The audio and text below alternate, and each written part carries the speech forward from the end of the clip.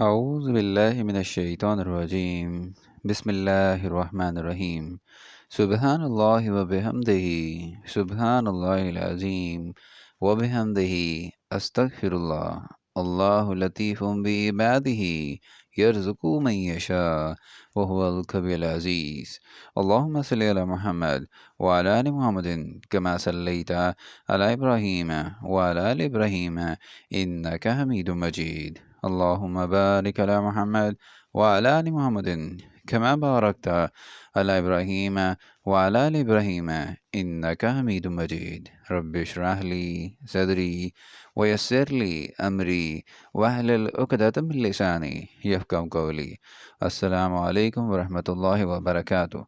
سورہ کہف کا ترجمہ بیان کیا جا رہا ہے، آیت نمبر 1 سے لے کر آیت نمبر 50 تک۔ شروع اللہ کے نام سے جو بڑا مہربان نہایت رحم والا ہے۔ سب تعریف اللہ ہی کو ہے جس نے اپنے بندے محمد صلی اللہ علیہ وآلہ وسلم پر یہ کتاب نازل کی اور اس میں کسی طرح کی کجی اور پیچیدگی نہ رکھی، بلکہ سیدھی اور سلیس اتاری تاکہ لوگوں کو عذاب سخت سے جو اس کی طرف سے آنے والا ہے ڈرائے، اور مومنوں کو جو نیک عمل کرتے ہیں خوشخبری سنائے کہ ان کے لیے ان کے کاموں کا نیک بدلہ یعنی بہشت ہے جس میں وہ عبدالآباد رہیں گے، اور ان لوگوں کو بھی ڈرائے جو کہتے ہیں کہ اللہ نے کسی کو بیٹا بنا لیا ہے۔ ان کو اس بات کا کچھ بھی علم نہیں اور نہ ان کے باپ دادا ہی کو تھا۔ یہ بڑی سخت بات ہے جو ان کے منہ سے نکلتی ہے، اور کچھ شک نہیں کہ یہ جو کہتے ہیں محض جھوٹ ہے۔ اے پیغمبر صلی اللہ علیہ وآلہ وسلم، اگر یہ اس کلام پر ایمان نہ لائیں تو شاید تم ان کے پیچھے رنج کر کر کے اپنے تئیں ہلاک کر دو گے۔ جو چیز زمین پر ہے ہم نے اس کو زمین کے لیے آرائش بنایا ہے تاکہ لوگوں کی آزمائش کریں کہ ان میں کون اچھے عمل کرنے والا ہے، اور جو چیز زمین پر ہے ہم اس کو نابود کر کے بنجر میدان کر دیں گے۔ کیا تم خیال کرتے ہو کہ غار اور لو والے ہماری نشانیوں میں سے عجیب تھے؟ جب وہ جو ان غار میں جا رہے تھے تو کہنے لگے کہ اے ہمارے پروردگار، ہم پر اپنے ہاں سے رحمت نازل فرما اور ہمارے کام میں درستی کے سامان مہیا کر۔ تو ہم نے غار میں کئی سال تک ان کے کانوں پر نیند کا پردہ ڈالے یعنی ان کو سلائے رکھا، پھر ان کو جگا اٹھایا تاکہ معلوم کریں کہ جتنی مدت وہ غار میں رہے دونوں جماعتوں میں سے اس کی مقدار کس کو خوب یاد ہے۔ ہم ان کے حالات تم سے صحیح صحیح بیان کرتے ہیں۔ وہ کئی جوان تھے جو اپنے پروردگار پر ایمان لائے تھے، اور ہم نے ان کو اور زیادہ ہدایت دی تھی، اور ان کے دلوں کو مربوط یعنی مضبوط کر دیا۔ جب وہ اٹھ کھڑے ہوئے تو کہنے لگے کہ ہمارا پروردگار آسمانوں اور زمین کا مالک ہے، ہم اس کے سوا کسی کو معبود سمجھ کر نہ پکاریں گے۔ اگر ایسا کیا تو اس وقت ہم نے بعید از عقل بات کہی۔ ان ہماری قوم کے لوگوں نے اس کے سوا اور معبود بنا رکھے ہیں، بھلا یہ ان کے اللہ ہونے پر کھلی دلیل کیوں نہیں لاتے؟ تو اس سے زیادہ کون ظالم ہے جو اللہ پر جھوٹ افطرا کرے؟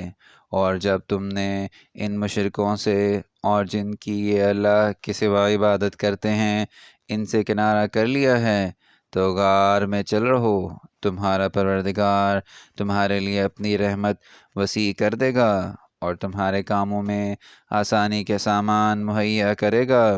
اور جب سورج نکلے تو تم دیکھو کہ دھوپ ان کے غار سے داہنی طرف سمٹ جائے، اور جب غروب ہو تو ان سے بائیں طرف کترا جائے، اور وہ اس کے میدان میں تھے۔ یہ اللہ کی نشانیوں میں سے ہیں۔ جس کو اللہ ہدایت دے وہ ہدایت یاب ہے، اور جس کو گمراہ کرے تو تم اس کے لیے کوئی دوست راہ بتانے والا نہ پاؤ گے۔ اور تم ان کو خیال کرو کہ جاگ رہے ہیں حالانکہ وہ سوتے ہیں، اور ہم ان کو دائیں اور بائیں کروٹ بدلاتے تھے، اور ان کا کتا چوکھٹ پر دونوں ہاتھ پھیلائے ہوئے تھا۔ اگر تم ان کو جھانک کر دیکھتے تو پیٹھ پھیر کر بھاگ جاتے اور ان سے دہشت میں آ جاتے۔ اور اسی طرح ہم نے ان کو اٹھایا تاکہ آپس میں ایک دوسرے سے دریافت کریں۔ ایک کہنے والے نے کہا کہ تم یہاں کتنی مدت رہے؟ انہوں نے کہا کہ 1 دن یا اس سے بھی کم۔ انہوں نے کہا کہ جتنی مدت تم رہے ہو تمہارا پروردگار ہی اس کو خوب جانتا ہے، تو اپنے میں سے کسی کو یہ روپیہ دے کر شہر کو بھیجو، وہ دیکھے کہ نفیس کھانا کون سا ہے، تو اس میں سے کھانا لے آئے، اور آہستہ آہستہ آئے جائے، اور تمہارا حال کسی کو نہ بتائے۔ اگر وہ تم پر دسترس پا لیں گے تو تمہیں سنسار کر دیں گے، یا پھر اپنے مذہب میں داخل کر لیں گے، اور اس وقت تم کبھی فلاح نہیں پاؤ گے۔ اور اسی طرح ہم نے لوگوں کو ان کے حال سے خبردار کر دیا تاکہ وہ جانیں کہ اللہ کا وعدہ سچا ہے، اور یہ کہ قیامت جس کا وعدہ کیا جاتا ہے اس میں کچھ شک نہیں۔ اس وقت لوگ ان کے بارے میں باہم جھگڑنے اور کہنے لگے کہ ان کے غار پر عمارت بنا دو۔ ان کا پروردگار ان کے حال سے خوب واقف ہے۔ جو لوگ ان کے معاملے میں غلبہ رکھتے تھے وہ کہنے لگے کہ ہم ان کے غار پر مسجد بنائیں گے۔ بعض لوگ اٹکل پہ چوں کہیں گے کہ وہ 3 تھے اور چوتھا ان کا کتا تھا، اور بعض کہیں گے کہ وہ 5 تھے اور چھٹا ان کا کتا تھا، اور بعض کہیں گے کہ وہ 7 تھے اور 8واں ان کا کتا تھا۔ کہہ دو کہ میرا پروردگار ہی ان کے شمارے سے خوب واقف ہے۔ ان کو جانتے بھی ہیں تو تھوڑے ہی لوگ، جانتے ہیں تو تم ان کے معاملے میں گفتگو نہ کرنا مگر سرسری سی گفتگو، اور نہ ان کے بارے میں ان میں سے کسی سے کچھ دریافت ہی کرنا، اور کسی کام کی نسبت نہ کہنا کہ میں اسے کل کر دوں گا مگر انشاءاللہ کہہ کر، یعنی اگر اللہ چاہے تو کر دوں گا، اور جب اللہ کا نام لینا بھول جاؤ تو یاد آنے پر لے لو، اور کہہ دو کہ امید ہے کہ میرا پروردگار مجھے اس سے بھی زیادہ ہدایت کی باتیں بتائے۔ اور اصحاب کہف اپنے غار میں 9 اوپر 300 سال رہے۔ کہہ دو کہ جتنی مدت وہ رہے اسے اللہ ہی خوب جانتا ہے۔ اسی کو آسمانوں اور زمین کی پوشیدہ باتیں معلوم ہیں۔ وہ کیا خوب دیکھنے والا اور کیا خوب سننے والا ہے۔ اس کے سوا ان کا کوئی کارساز نہیں، اور نہ وہ اپنے حکم میں کسی کو شریک کرتا ہے۔ اور اپنے پروردگار کی کتاب کو جو تمہارے پاس بھیجی جاتی ہے پڑھتے رہا کرو، اس کی باتوں کو کوئی بدلنے والا نہیں، اور اس کے سوا تم کہیں پناہ بھی نہیں پاؤ گے۔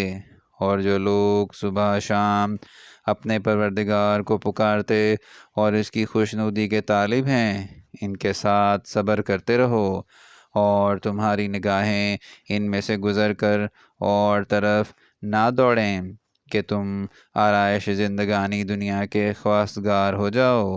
اور جس شخص کے دل کو ہم نے اپنی یاد سے غافل کر دیا ہے اور وہ اپنی خواہش کی پیروی کرتا ہے اور اس کا کام حد سے بڑھ گیا ہے، اس کا کہا نہ ماننا، اور کہہ دو کہ لوگو یہ قرآن تمہارے پروردگار کی طرف سے برحق ہے، تو جو چاہے ایمان لائے اور جو چاہے کافر رہے۔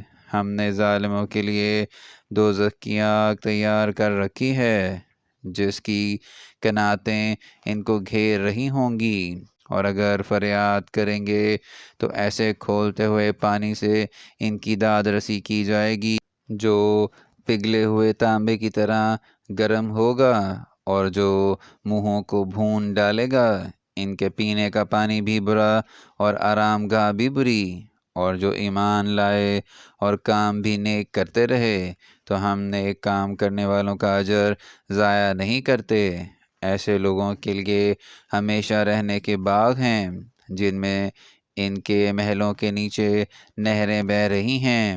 ان کو وہاں سونے کے کنگن پہنائے جائیں گے اور وہ باریک دیبا اور اطلس کے سبز کپڑے پہنا کریں گے اور تختوں پر تکیے لگا کر بیٹھا کریں گے۔ کیا خوب بدلہ اور کیا خوب آرام گاہ ہے۔ اور ان سے دو شخصوں کا حال بیان کرو جن میں سے ایک کو ہم نے انگور کے 2 باغ عنایت کیے تھے اور ان کے گردا گرد کھجوروں کے درخت لگا دیے تھے اور ان کے درمیان کھیتی پیدا کر دی تھی۔ دونوں باغ کثرت سے پھل لاتے اور اس کی پیداوار میں کسی طرح کی کمی نہ ہوتی، اور دونوں میں ہم نے ایک نہر بھی جاری کر رکھی تھی۔ اور اس طرح اس شخص کو ان کی پیداوار ملتی رہتی تھی۔ تو ایک دن جب کہ وہ اپنے دوست سے باتیں کر رہا تھا، کہنے لگا کہ میں تم سے مال و دولت میں بھی زیادہ ہوں اور جتھے اور جماعت کے لحاظ سے بھی زیادہ عزت والا ہوں، اور ایسی شیخیوں سے اپنے حق میں ظلم کرتا ہوا اپنے باغ میں داخل ہوا۔ کہنے لگا کہ میں نہیں خیال کرتا کہ یہ باغ کبھی تباہ ہو، اور نہ خیال کرتا ہوں کہ قیامت برپا ہو، اور اگر میں اپنے پروردگار کی طرف لوٹایا بھی جاؤں تو وہاں ضرور اس سے اچھی جگہ پاؤں گا۔ تو اس کا دوست جو اس سے گفتگو کر رہا تھا کہنے لگا کہ کیا تم اس اللہ سے کفر کرتے ہو جس نے تم کو مٹی سے پیدا کیا، پھر نطفے سے، پھر تمہیں پورا مرد بنایا؟ مگر میں تو یہ کہتا ہوں کہ اللہ ہی میرا پروردگار ہے اور میں اپنے پروردگار کے ساتھ کسی کو شریک نہیں کرتا۔ اور بھلا جب تم اپنے باغ میں داخل ہوئے تو تم نے ماشاء اللہ لا قوت الا باللہ کیوں نہ کہا؟ اگر تم مجھے مال و اولاد میں اپنے سے کم تر دیکھتے ہو تو عجب نہیں کہ میرا پروردگار مجھے تمہارے باغ سے بہتر عطا فرمائے اور اس تمہارے باغ پر آسمان سے آفت بھیج دے تو وہ صاف میدان ہو جائے، یا اس کی نہر کا پانی گہرا ہو جائے تو پھر تم اسے نہ لا سکو، اور اس کے میووں کو عذاب نے آ گھیرا اور وہ اپنی چھتریوں پر گر کر رہ گیا، تو جو مال اس نے اس پر خرچ کیا تھا اس پر حسرت سے ہاتھ ملنے لگا اور کہنے لگا کہ کاش میں اپنے پروردگار کے ساتھ کسی کو شریک نہ بناتا۔ اس وقت اللہ کے سوا کوئی جماعت اس کی مددگار نہ ہوئی اور نہ وہ بدلہ لے سکا۔ یہاں سے ثابت ہوا کہ حکومت سب اللہ برحق کی ہے، اس کا صلہ بہتر ہے اور اسی کا بدلہ اچھا ہے۔ اور ان سے دنیا کی زندگی کی مثال بھی بیان کر دو، وہ ایسی ہے جیسے پانی جسے ہم نے آسمان سے برسایا تو اس کے ساتھ زمین کی رویدگی مل گئی، پھر وہ چورا چورا ہو گئی کہ ہوائیں اسے اڑاتی پھرتی ہیں، اور اللہ تو ہر چیز پر قدرت رکھتا ہے۔ مال اور بیٹے تو دنیا کی زندگی کی رونق و زینت ہیں، اور نیکیاں جو باقی رہنے والی ہیں وہ ثواب کے لحاظ سے تمہارے پروردگار کے ہاں بہت اچھی اور امید کے لحاظ سے بہت بہتر ہیں۔ اور جس دن ہم پہاڑوں کو چلائیں گے اور تم زمین کو صاف میدان دیکھو گے اور ان لوگوں کو ہم جمع کر لیں گے تو ان میں سے کسی کو بھی نہیں چھوڑیں گے، اور سب تمہارے پروردگار کے سامنے صف باندھ کر لائے جائیں گے، تو ہم ان سے کہیں گے کہ جس طرح ہم نے تم کو پہلی بار پیدا کیا تھا اسی طرح آج تم ہمارے سامنے آئے، لیکن تم نے تو یہ خیال کر رکھا تھا کہ ہم نے تمہارے لیے قیامت کا کوئی وقت مقرر ہی نہیں کیا، اور عملوں کی کتاب کھول کر رکھی جائے گی تو تم گناہ گاروں کو دیکھو گے کہ جو کچھ اس میں لکھا ہوگا اس سے ڈر رہے ہوں گے اور کہیں گے، ہائے شامت، یہ کیسی کتاب ہے کہ نہ چھوٹی بات کو چھوڑتی ہے نہ بڑی کو، کوئی بات بھی نہیں مگر اس سے لکھ رکھا ہے، اور جو عمل کیے ہوں گے سب کو حاضر پائیں گے، اور تمہارا پروردگار کسی پر ظلم نہیں کرے گا۔ اور جب ہم نے فرشتوں کو حکم دیا کہ آدم کو سجدہ کرو تو سب نے سجدہ کیا مگر ابلیس نے نہ کیا، وہ جنات میں سے تھا تو اپنے پروردگار کے حکم سے باہر ہو گیا۔ کیا تم اس کو اور اس کی اولاد کو میرے سوا دوست بناتے ہو، حالانکہ وہ تمہارے دشمن ہیں، اور شیطان کی دوستی ظالموں کے لیے اللہ کی دوستی کا برا بدل ہے۔ یہاں تک سورہ الکہف کا ترجمہ آیت نمبر 50 تک بیان کر دیا گیا ہے۔ اگر اس میں کوئی غلطی ہو جائے تو ہم اللہ تعالیٰ سے معافی چاہتے ہیں، اور دعا ہے کہ اللہ تعالیٰ ہماری ہدایت فرمائیں اور نیکی کے اس کام میں کہ ہم دین کو پھیلائیں ہماری مدد فرمائیں۔ آمین یا رب العالمین۔